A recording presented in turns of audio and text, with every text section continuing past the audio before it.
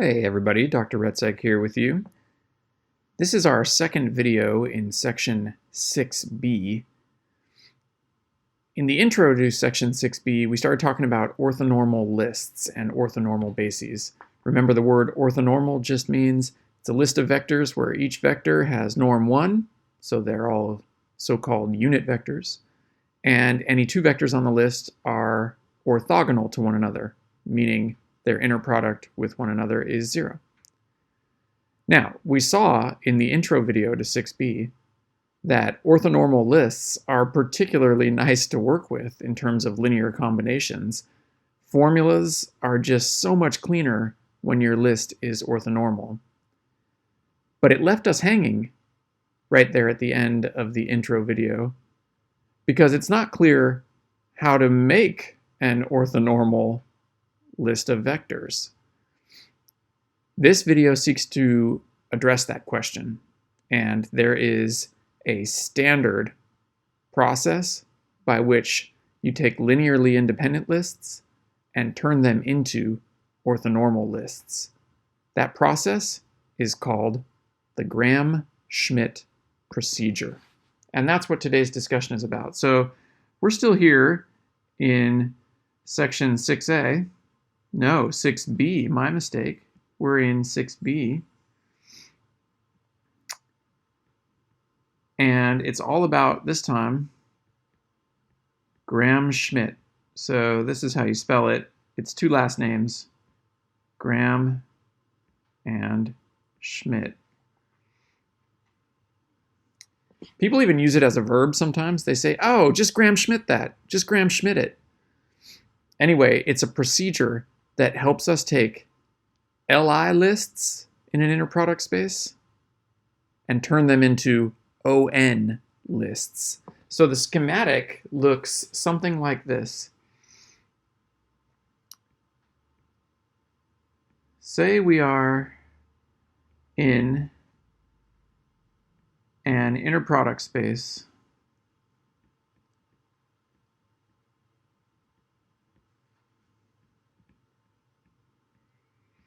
and we have this list, V1, V2, all the way through, say, Vm. And that list of vectors is known to be Li, but not On. So it's nice, it's a linearly independent list, but it's not as nice as it could be.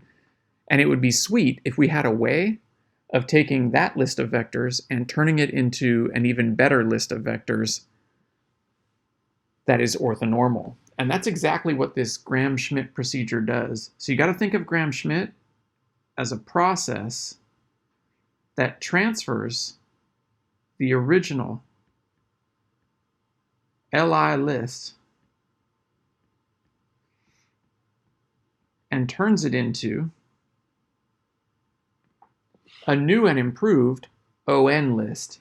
Now, the letters people usually use for the resulting list, the one that ends up being orthonormal, are E1, E2, all the way through EM.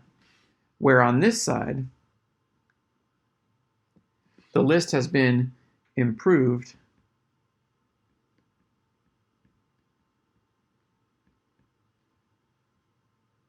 to orthonormal.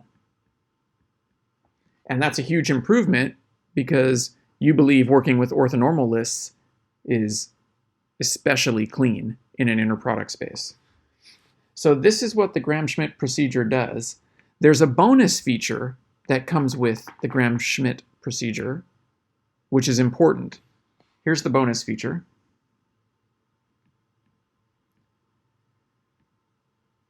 Bonus feature.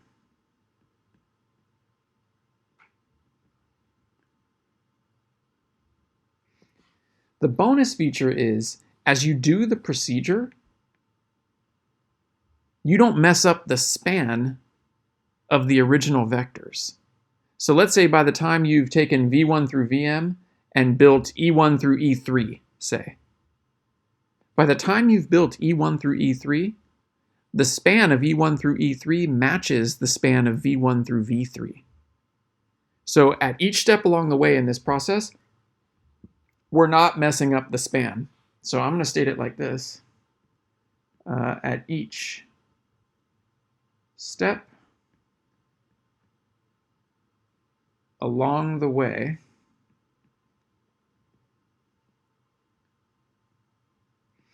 span is unaffected. And to be explicit about that, to say that the span is unaffected is to say, if you look at all possible linear combinations of V1 through Vj, that collection is identical to, as a set, all possible linear combinations of E1 through Ej. And that's true for each j equal 1 to m.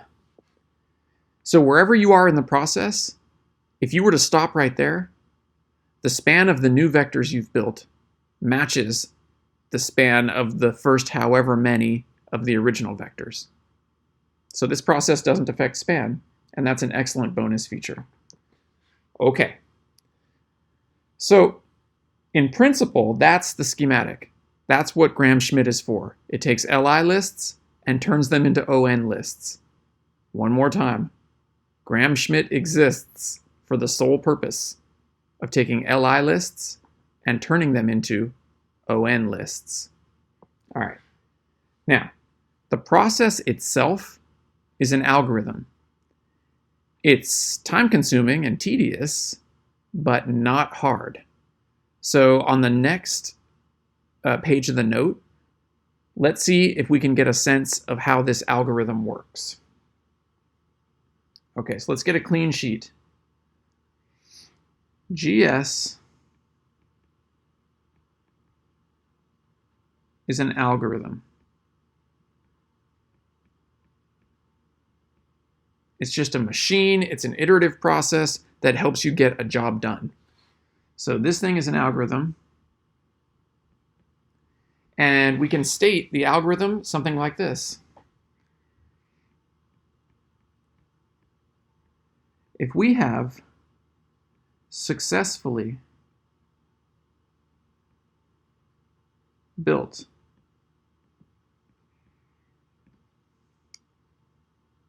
E1 through Ej minus 1, here is how we build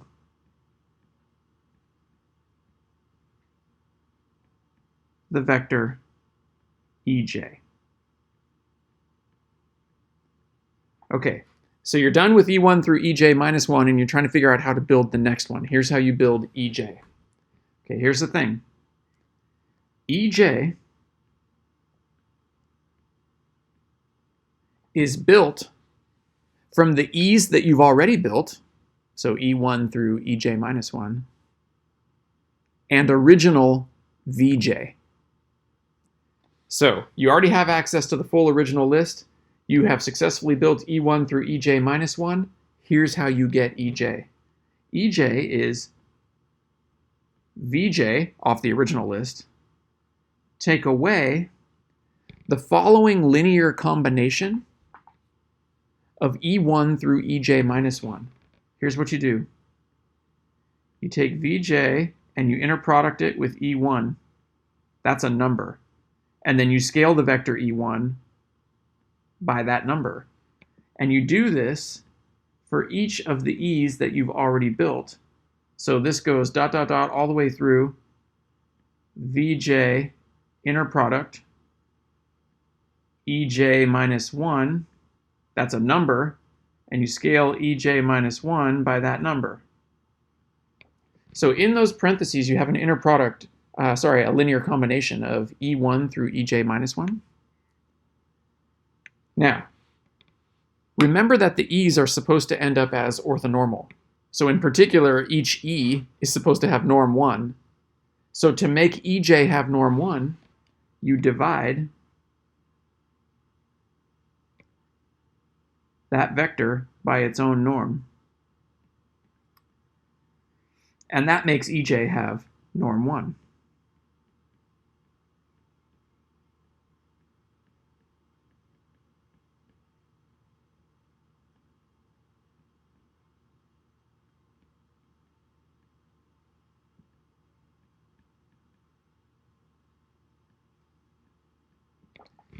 So that big mess, that's how you get ej from vj and the e's that you've already built.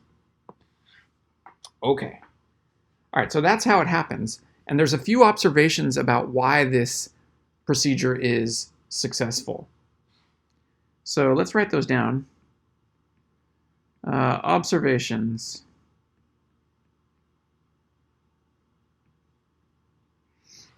Okay. First observation. The numerator and the denominator in that expression are non-zero. So numerator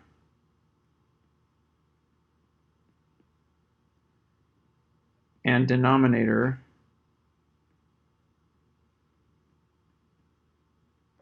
are non-zero, which is key, right? You can't have that denominator being 0, so you want to make sure that you've made a legitimate unit vector here for ej, and that's key, that the numerator and denominator are non-zero. Let's talk about why that is so. Okay. Look at the numerator. The numerator consists of this vector here, vj. Take away a linear combination of e1 through ej minus 1. So that stuff in the parentheses is an object in the span of e1 through ej minus 1. But we have already successfully built e1 through ej minus 1. So the span of e1 through ej minus 1 matches the span of v1 through vj minus 1. And the v's, the original vectors, were linearly independent. And that means that vj, this vector here,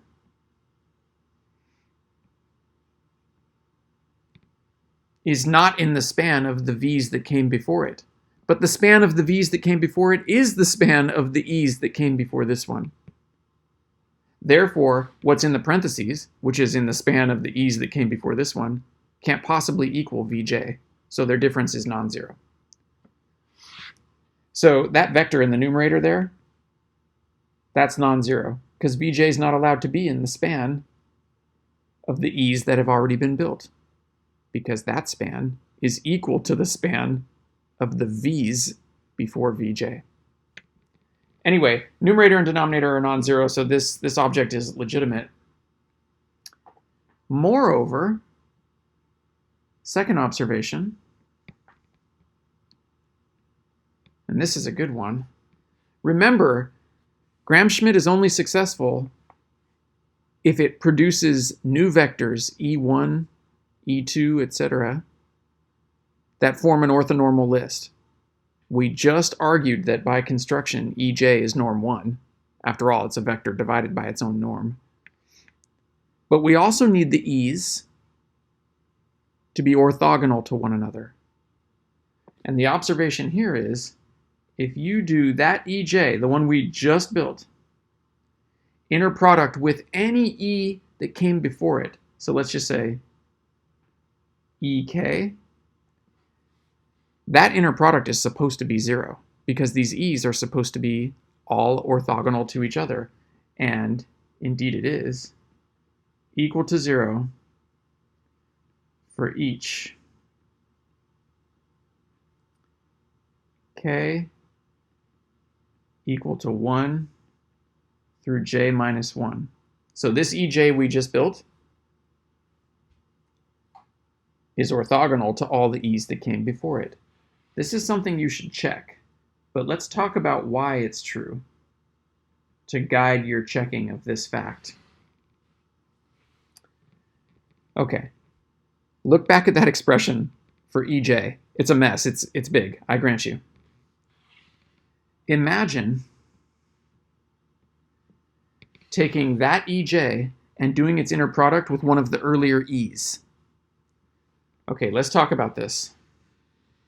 If you take that ej and inner product it with one of the early e's, well, it's going to be this entire mess in purple,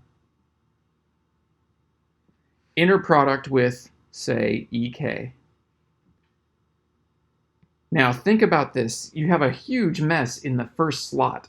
This ej right here is that gnarly expression up there. But remember, in the first slot, you got homogeneity, you got additivity. So really, you can break that inner product of this big mess with ek into constituent pieces. So you're going to get a vj against ek, and then you're going to take away each of these terms inner producted against ek. But remember, ek is already orthogonal to e1 through ej minus 1, except for when ek hits the one right in here, the actual kth one. Then we would be inner producting ek with inner product vj with ek times ek. But ek inner product ek is 1 because ek has norm 1. So in the end, we're going to have vj inner product ek take away vj inner product ek. So it's additivity in the first slot where you take this giant mess and you inner product it with ek by thinking of ek as hitting each of these pieces. It's going to hit the vj, it's going to hit this piece, it's going to hit this piece, it's going to hit this piece. And the only thing that survives when it hits all those pieces that are being subtracted is when it hits the kth one, because the others are all 0. So this is a process. You guys are going to have chances to try to carry out this process in specific settings. The book does a really nice example in the inner product space of polynomials of degree 2, where the inner product is given by some sort of integral. It is tedious. You have to do lots of little tiny computations as you build E1, E2, E3, etc. But if you're careful and you memorize the procedure, it's always going to lead you to a really nice orthonormal set that has the same span as the Li set that you already began with. So that's it for Gram-Schmidt. We'll see some of its consequences in the video for Friday. Really, you guys should just sit down and grind out a couple Gram-Schmidt practice problems where you do it in a really specific setting so that you feel like you're down with the algorithm. All right, good luck, go to it, and I'll see you next time.